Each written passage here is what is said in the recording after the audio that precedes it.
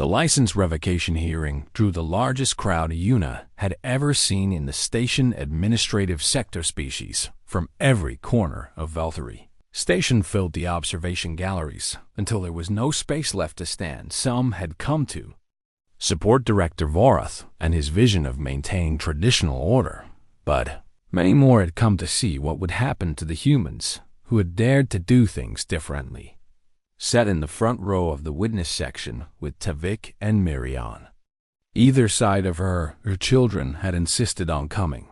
They wanted to see the outcome with their own eyes. Marcus stood before the Commerce Regulatory Board with documents prepared and evidence organized. He had spent cycles gathering every piece of data that might support Bridgepoint's case. Director Vorath presided over the hearing with an expression of confident authority. He believed he had already won. This proceeding will determine whether Bridgepoint Transit has violated station regulations to a degree that warrants permanent closure, he announced. The evidence will show that this human company has systematically undermined the labor practices that maintain order and stability. On Valtteri Station, he presented his case with cold precision. He argued that humans were importing cultural values that disrupted established hierarchies. He claimed that hiring workers deemed unsuitable by other businesses created unfair competitive advantages. He suggested that the company childcare facility was an attempt to circumvent legitimate regulatory oversight. When he finished speaking, he looked at Marcus with barely concealed triumph. How do you respond to these charges? Director Vorath asked. Marcus stepped forward and activated his own display.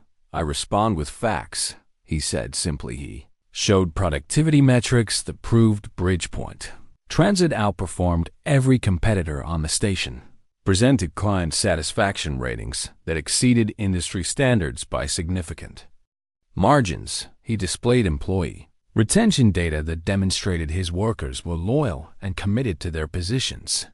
These are the results of our practices, Marcus said. We succeed not despite the workers we hire, but because of them. Director Vorath dismissed the evidence with a wave of his hand. Numbers can be manipulated, he said.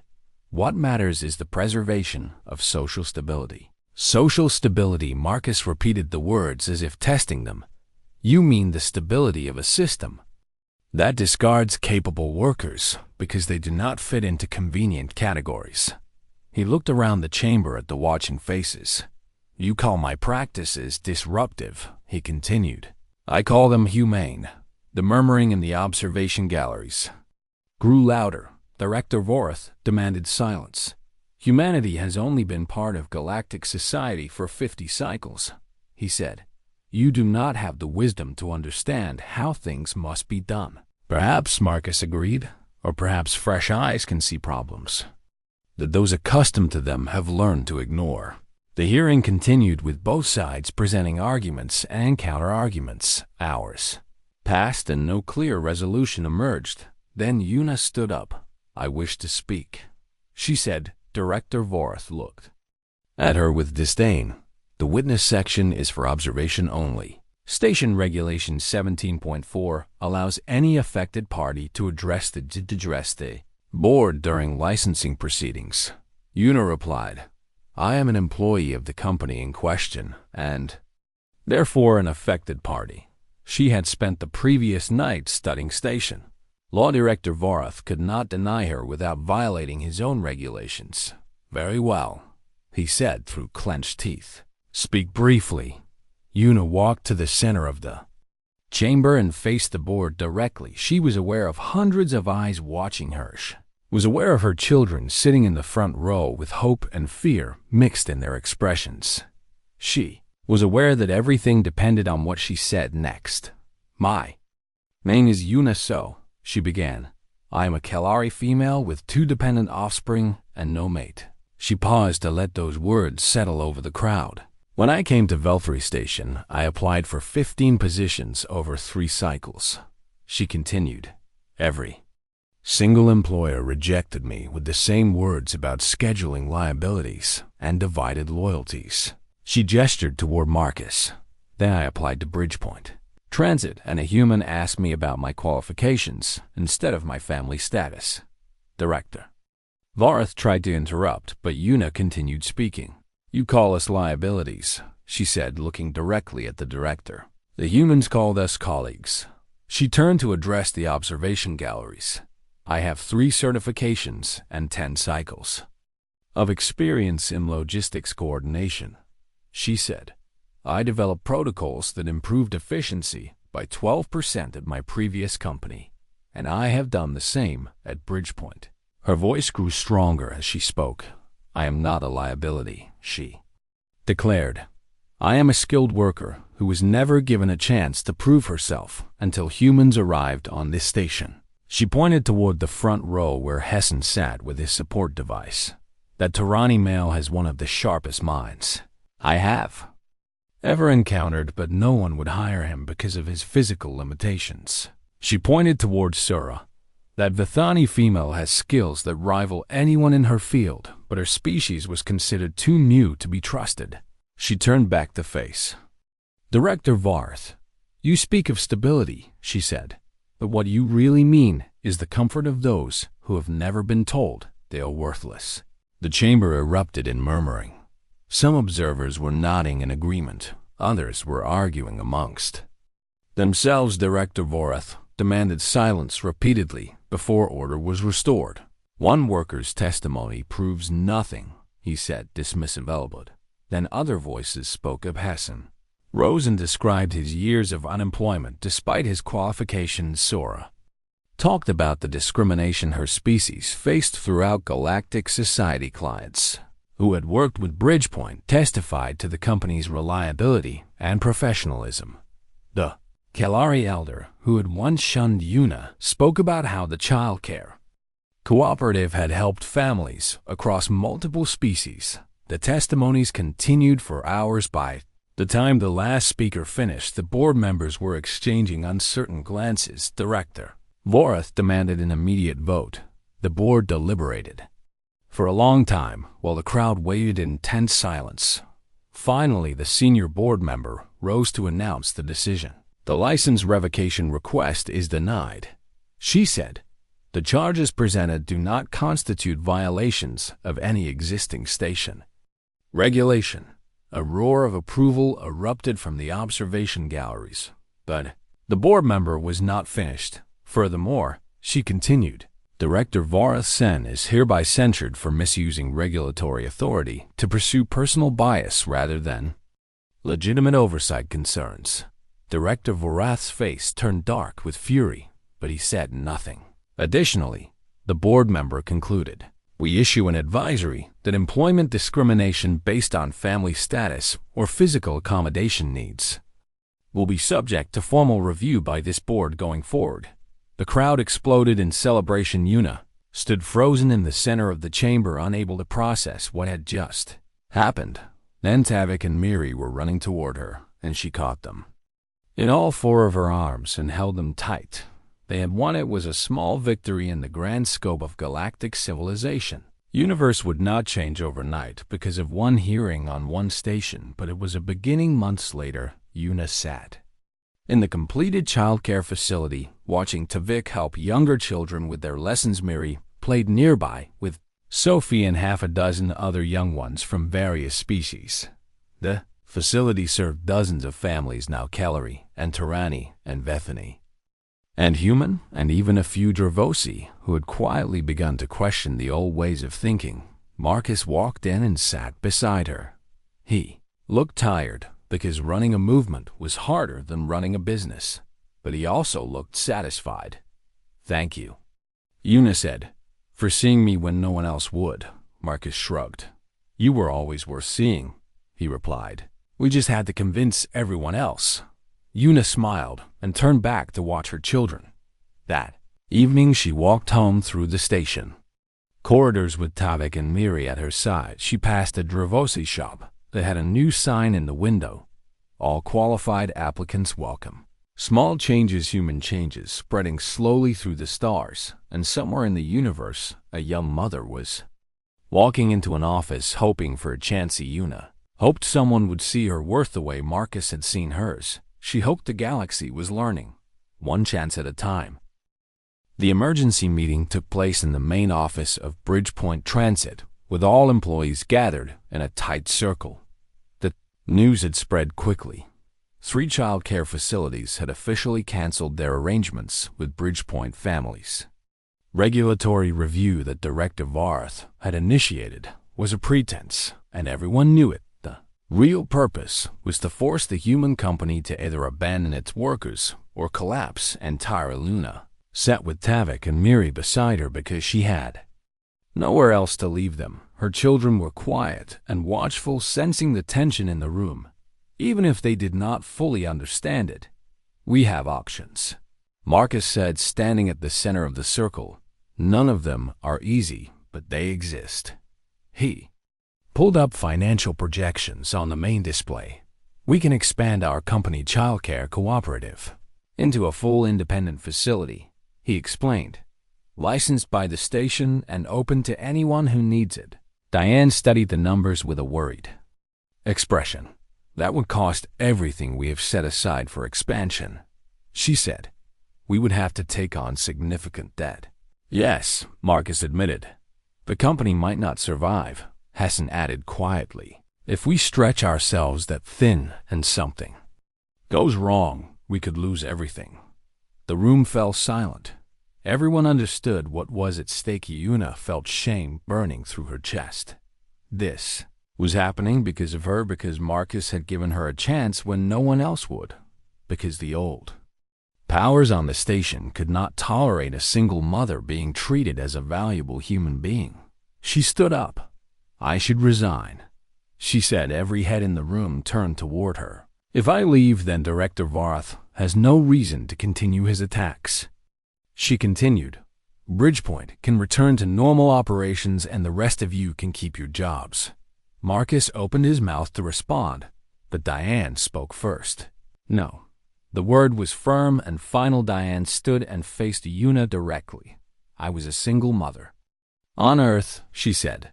"My husband died when my daughter was 2 years old, and I spent 3 years being told I was a liability and a burden and a problem to be solved." Her voice trembled slightly, but did not break. "Someone gave me a chance when no one else would," she continued. "Marcus gave me a chance, and I will not sit here and watch you sacrifice yourself so the rest of us can pretend everything is fine." Hassan rose to his feet as well, using his support device to steady himself. "I spent 6 cycles unemployed on this station," he said. "Every company told me my physical limitations made me unsuitable for work, even though my mind is sharp and my skills are excellent." He gestured around the room. "Bridgepoint saw what I could do instead of what I could not do," he said. "I will not abandon that." One by one, the other employees spoke. James talked about being rejected for jobs because he was too young and inexperienced until Marcus hired him as an apprentice. Ura described how her species was considered too new to galactic society to be trusted with important work until Bridgepoint gave her a position of responsibility. Each story was different, but the core was the same. Everyone in this room had been told they were not good enough. Everyone had been given a chance by the humans, and no one was willing to give that up. Marcus waited until everyone had finished speaking. Then he made a decision. "We will build the childcare facility," he said. "We will take on the debt and we will make it work." He looked around at his team. "We did not come to this station to build an ordinary business," he said. "We came here to prove that there is another way to operate, and we are not going to stop now because some bureaucrat thinks he can scare us into a submission." The mood in the room shifted. Fear transformed into determination. Felt tears running down her face, but she did not try to hide them. "Thank you," she whispered. "Do not thank us yet," Marcus said with a small smile. "We have a lot of work to do." They began planning that very day. The facility would be built in an empty section adjacent to the Bridgepoint office. They would need construction materials and licensing permits and staff to operate the center. The costs were enormous, but something unexpected happened as word spread through the station. Other Marginalized workers began appearing at Bridgepoint's Dore Kalari male, who had been fired for taking time off to care for his aging parents, a human woman whose previous employer had dismissed her when she became pregnant. A Dravosi youth who had been blacklisted for speaking out against unfair treatment. They came offering help. Some had construction skills, some had credits to contribute, some simply had time and willing hands.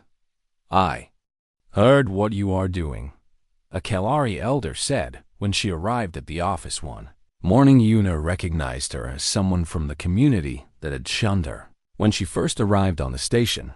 "You are building something that should have existed long ago," the elder continued. "I was wrong to turn away from you before." She bowed her head in a gesture of apology. "Let me help make this right." Yuna did not know what to say. The woman who had refused to even acknowledge her existence was now standing in a human office, asking to volunteer. "We welcome any assistance," Marcus said. The movement grew beyond anything they had anticipated. Workers from across the station's lower ranks began talking about what the humans were doing. Stories spread about the company that hired those no one else would, about the child care facility that would serve anyone who needed it, about the strange human belief that everyone deserved a chance regardless of their circumstances. Director Vorath watched all of this from his position on the Commerce Regulatory Board. He had expected the humans to collapse under pressure. Instead, they were growing stronger. On the day the child care facility construction began, a crowd of supporters gathered to watch species that rarely interacted stood side by side, united by a shared hope that things could be different. Yuna stood among them with Tavik and Mary holding her hands. "Mother," Tavik said, "is this what change looks like?" Yuna looked at the diverse crowd around them. She looked at the humans and Kalari and Tarani and Dravosi and Vathani working together to build something new. "Yes, my son," she said. "This is exactly what change looks like." But the next morning brought news that threatened to destroy everything they had built. Director Varath had filed for Bridgepoint Transit's operating license to be revoked entirely. If he succeeded, the company would be forced to close. The child care facility would never open, and everyone who had found hope in the human way of doing things would be left with nothing. The final battle was coming, and the outcome would determine whether change was truly possible on Veltari Station. One full station cycle had passed since Yuna began working at Bridgepoint Transit. In that time, her life had transformed in ways she never thought possible. She woke each morning with purpose. Instead of dread, she went to work at a place where her colleagues valued her contributions. Her children spent their days at the company childcare, cooperative learning, and playing with other young ones from various species. Tavik had begun to smile again. Mary had made her first real friend, a small human girl named Sophie, whose mother worked in the shipping coordination department. Tuna had proven herself to be exactly as capable as her qualifications suggested. Within 3 cycles, she had reorganized the manifest filing system and improved processing times by 8%. Marcus had praised her work publicly at a team meeting, and the other employees had applauded.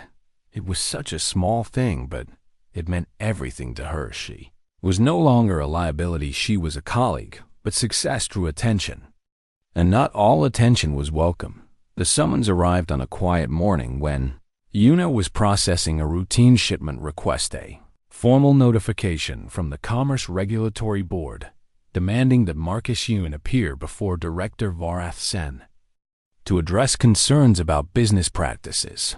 "What does this mean?"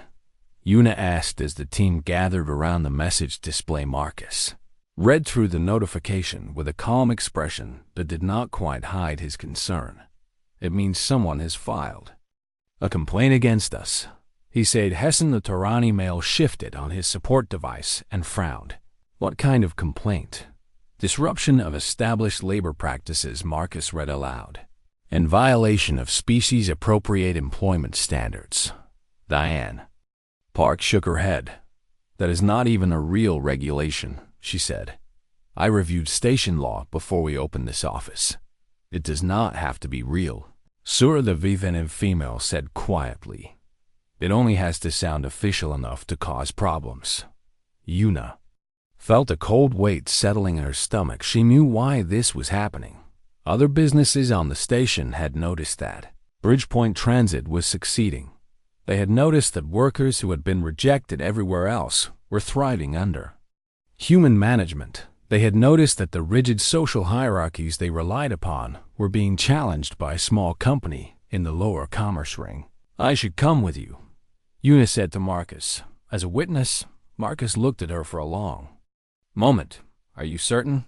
He asked. This could get unpleasant. I am certain. The hearing took place in a formal chamber in the station administrative sector.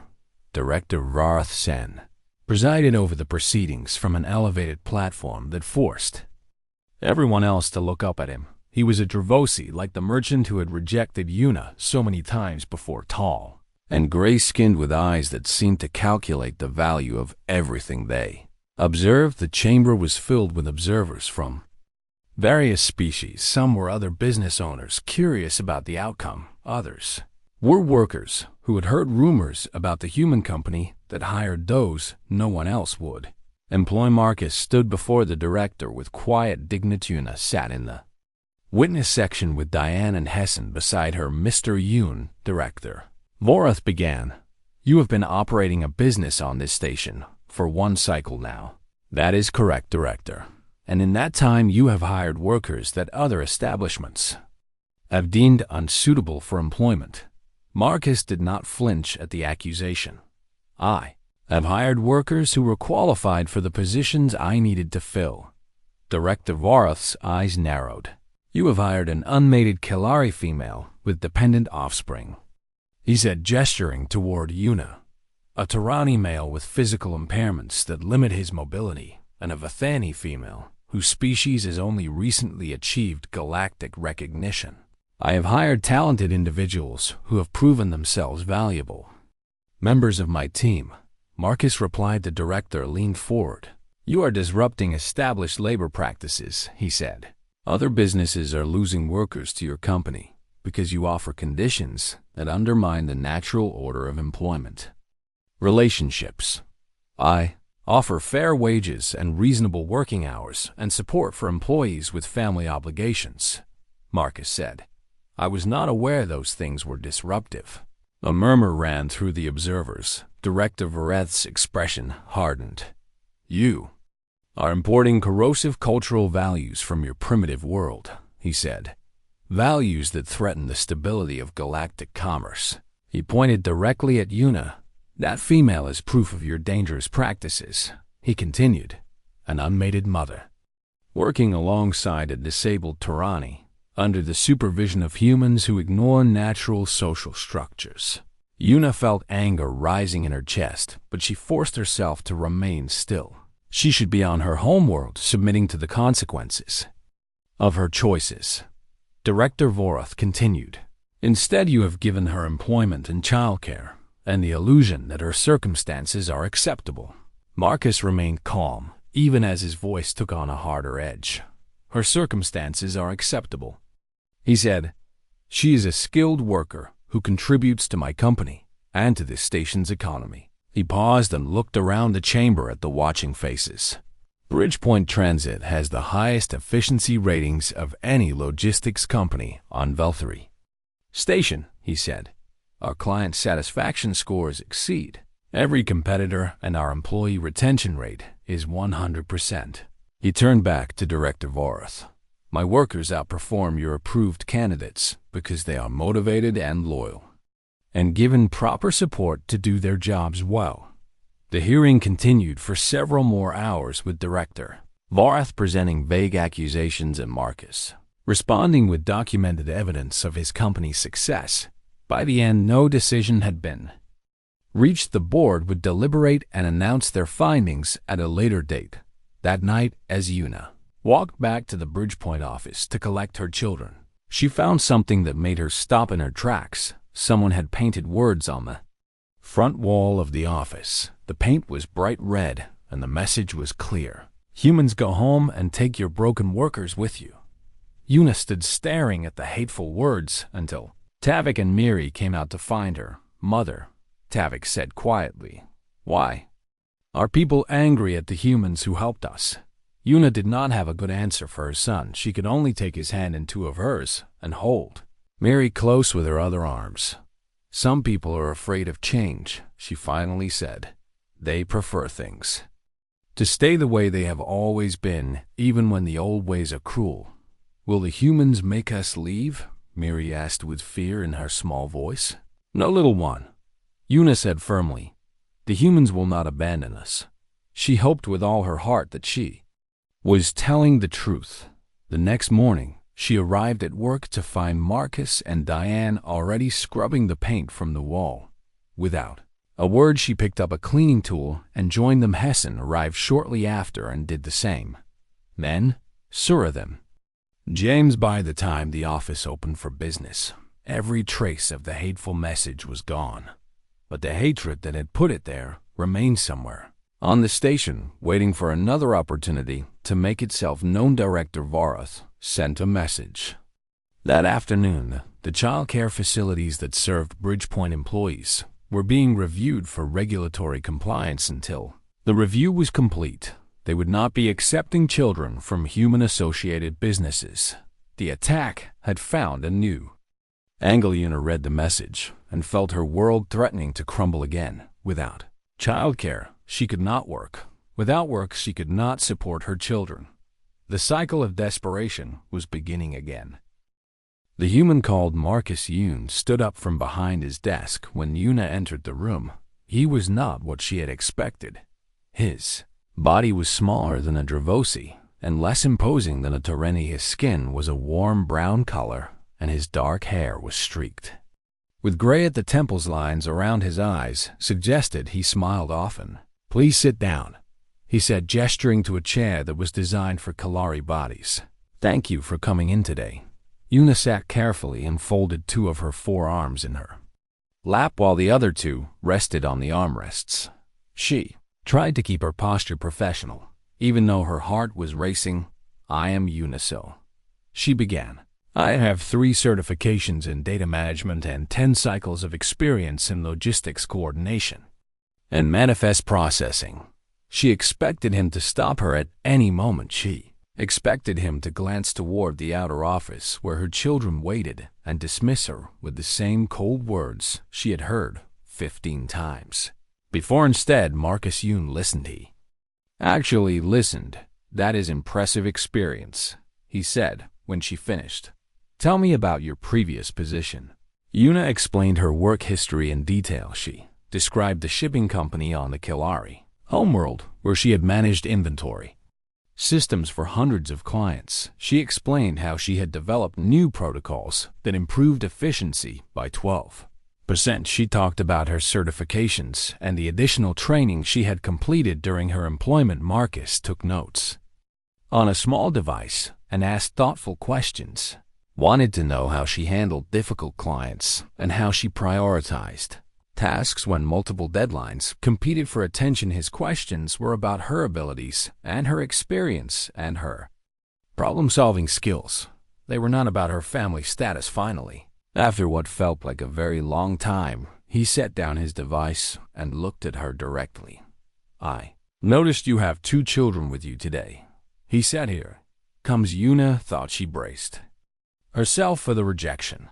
"Yes," she said, keeping her voice steady. "I am an unmated female with 2 dependent offspring aged 8 and 4 cycles." She waited for the familiar words about scheduling liabilities and divided loyalties. "Do you have childcare arrangements?" Marcus asked. The question was so unexpected that Una did not know how to respond for a moment. "No," she admitted. "The childcare facilities on this station refuse to accept Kalari children, citing incompatible developmental needs." Marcus frowned at this information. It was not the dismissive frown of someone who had found an excuse to reject her. It was the frustrated frown of someone who found the situation genuinely unfair. "That is unfortunate," he said, "but not insurmountable." He leaned back in his chair and studied her for a moment. "Let me tell you about Bridgepoint Transit and how we operate here. He explained that the company specialized in coordinating shipments between different species and different sectors of the station. The work required attention to detail and the ability to communicate clearly with clients from many cultural backgrounds. We evaluate candidates based on their capabilities, Marcus said, not their circumstances. Yuna felt her breath catch in her chest. Additionally, he continued, we are building an on-site childcare cooperative for employees with dependents who cannot access standard facilities. Why? Yuna asked before she could stop herself. The word came out sharper than she intended. She had spent so long being rejected that she could not understand why anyone would choose to do things differently. Marcus smiled at her question. It was a sad smile that carried weight behind it. My grandmother raised 4 children alone after fleeing a war zone on Earth, he said. She had nothing when she arrived in a new country except her children and her determination to keep them safe. Yuna listened carefully. No one would hire her at first, Marcus continued. She did not speak the language well, and she had 4 small children who needed care, and everyone told her she was a liability. He paused and looked out the window at the station corridors beyond. Then one person gave her a chance, he said. A small business owner who saw her work ethic and her intelligence instead of her circumstances. He turned back to Yuna. That one chance changed everything for my family, he said. My grandmother worked for that company for 20 years, and she sent all 4 of her children to university. And 2 of those children became doctors, and 1 became a teacher, and 1 became my mother, who taught me that the greatest thing you can do is give someone else the chance that was given to you. Yuna did not know what to say. No one had ever explained their hiring practices to her in such personal terms. I do not understand, she finally said. You barely know me. I know you have 10 cycles of experience and 3 certifications. Marcus replied, I know you developed protocols that improved efficiency by 12% at your previous company. He smiled again. And I know you traveled across the galaxy with 2 young children because you refused to give up on building a better life for your family. He stood and extended his hand in what Yuna recognized as a human greeting gesture. When can you start? Yuna stared at his hand. She could not process what was happening. After 15 rejections and 3 cycles of desperation and countless nights, wondering if she would have to surrender her children just to survive here, with someone offering her a job not despite her circumstances, but with full knowledge of them. You are serious, she said. Completely serious, Marcus confirmed. We need someone with your skills, and I believe you will be an excellent addition to our team. Slowly, Yuna reached out and took his hand. His grip was warm and firm. I can start immediately, she said. Wonderful. Marcus said, come meet the rest of the team. He led her out to the main office where Tavik and Mary were sitting with the receptionist. The human woman was showing them something on a small display, and Mary was laughing at whatever she saw. It was the first time Yuna had heard her daughter laugh in a very long time. Diane, this is Yuna Soar, newest team member, Marcus said to the receptionist. Yuna, this is Diane Park. She manages our front office operations. Diane smiled warmly. Welcome to Bridgepoint, she said. Your children are delightful. There were other workers in the office as well. A Tarani male named Hessen who walked with a visible limp and used a support device to help him move. A young human male named James who was organizing shipping manifests at a nearby terminal. A Vevani female named Sura whose species Yuna had never encountered before. They all welcomed her as if her presence was perfectly normal, as if a single mother with 2 children joining their workplace was not strange or shameful or problematic. Shona felt tears threatening to form in her eyes, but she held them back. Thank you, she said to Marcus. I will work hard for you. I know you will, he replied. That is why I hired you. As Yuna gathered her children to leave and prepare for her first day of work, she noticed something through the front window of the office, a group of Dravosi merchants had stopped in the corridor outside. They were watching the human establishment with expressions that Yuna could not quite read. It might have been curiosity. It might have been suspicion. It might have been something darker. She pushed the thought aside. For now she had a job. For now her children were safe. For now there was hope.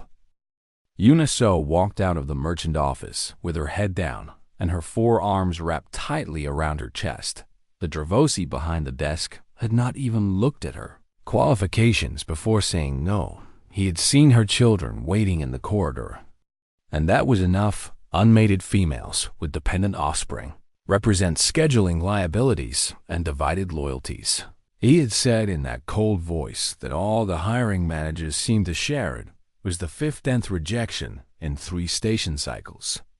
And every single one used almost the same words. Yuna made her way through the crowded corridors of Valkyrie Station with her 2 children following close behind her. Devik was 8 cycles old, and he walked with the quiet dignity of a child who had learned too early that the universe was not kind. Mary was only 4 cycles, and she still held hope in her small blue hands. "Did you get the job, Mother?" Mary asked. Yuna could not bring herself to answer directly. "We will keep trying, little one," she said. Instead, Tavik said nothing because he already knew the truth. Valkyrie Station was supposed to be different from the Kalari homeworld. It was a massive trading hub in neutral space where dozens of species conducted business together. Yuna had heard stories about how the station welcomed everyone regardless of origin or status. Those stories were lies. The station welcomed everyone who fit into the proper categories. It welcomed mated pairs and single workers without dependents. It welcomed those who could dedicate every hour to their employers without distraction. It did not welcome a blue-skinned Kalari woman with bioluminescent markings on her face and 2 hungry children who needed care back. On the Kalari homeworld, Yuna would have faced even worse treatment among her people. An unmated female with offspring was considered shameful when her mate Dorian had abandoned them 2 cycles ago. The community had turned away from her own family, had suggested she surrender the children to state-rearing facilities so she could work and restore her honor. Yuna had refused. She had packed what little they owned and bought passage to Valkyrie Station, hoping that a diverse environment would be more accepting of her situation now. Her savings were almost gone. She had enough credits for perhaps 10 more cycles of housing and food after that. She did not know what would happen to them there. Temporary housing was a small compartment in the lower rings of the station where the air recyclers hummed constantly and the lights flickered at random intervals. It was not much, but it was there. Yuna prepared a simple meal for the children while they sat at the tiny table that served as their dining area and study space and play. Surface all at once, Mother, Tavik said quietly. "I heard some workers talking today while we waited for you." Yuna looked at her son with tired eyes. "What did they say?" "They said that humans are hiring workers in the lower commerce ring," Tavik continued. "They said humans do not follow the same rules as other species." Yuna had heard of humans. They were recent arrivals to galactic society, having only achieved faster than light travel within the last 50 cycles. Most species considered them primitive and strange. Their bodies were oddly resilient, and their customs were confusing to other races. She had never interacted with one directly. Humans. Yuna repeated the word as if testing it. The workers said a human company opened a new office 3 cycles ago, Tavik explained. They said the human asks strange questions in interviews and hires strange workers. Mary looked up from her food with curiosity bright in her large, dark eyes. "What kind of strange questions, Mother?" "I do not know, little one." Yuna thought about this information as she cleaned up after the meal. She had applied to every respectable business on the station. She had applied to businesses that were not so respectable. She had even applied to positions far below her qualifications. 3 certifications and 10 cycles of experience in data management and logistics coordination. None of it mattered when employers saw her children. What Did she have to lose by trying one more time, that night after Tavik and Miri had fallen asleep in their shared sleeping pod? Yuna accessed the station directory and searched for human businesses. There it was, Bridgepoint Transita Logistics Company operating from Section 14 of the Lower Commerce Ring. The listing showed they were seeking administrative staff with experience in manifest coordination and client communications. It was exactly the kind of work Yuna had done for 10 cycles before her life fell apart. She saved the address to her personal device and tried to sleep. The next morning, Yuna, dressed in her best clothing, which was not very impressive anymore. The fabric was worn at the edges, and the color had faded from too many washes in station laundry facilities. She looked at herself in the small reflector mounted on the wall. Her bioluminescent markings had dimmed from stress and poor nutrition. Among calorie bright markings indicated health and vitality. Dim markings told everyone that something was wrong. "You look beautiful, mother," Miri said from behind her. Yuna turned and smiled at her. "Daughter." "Thank you, little one." "Are you going to see the humans?" Tavik asked. "Yes." "Can we come with you?" Yuna hesitated. Bringing her children had caused problems at every other interview. She had no one to watch them, and leaving them alone in the housing compartment was not safe. "You must be very quiet and very patient," she told them. "Can you do that?" Both children nodded solemnly. They made their way through the station corridors to Section 14. The lower commerce ring was less polished than the upper levels where the wealthy merchants operated. The lighting was harsher, and the crowds were more diverse. Yuna saw a species she did not recognize mixed with the common races of the galactic community. When they reached Bridgepoint Transit, she stopped and stared. The office was different from every other business she had visited. Through the transparent front wall, she could see warm lighting that mimicked natural sunlight.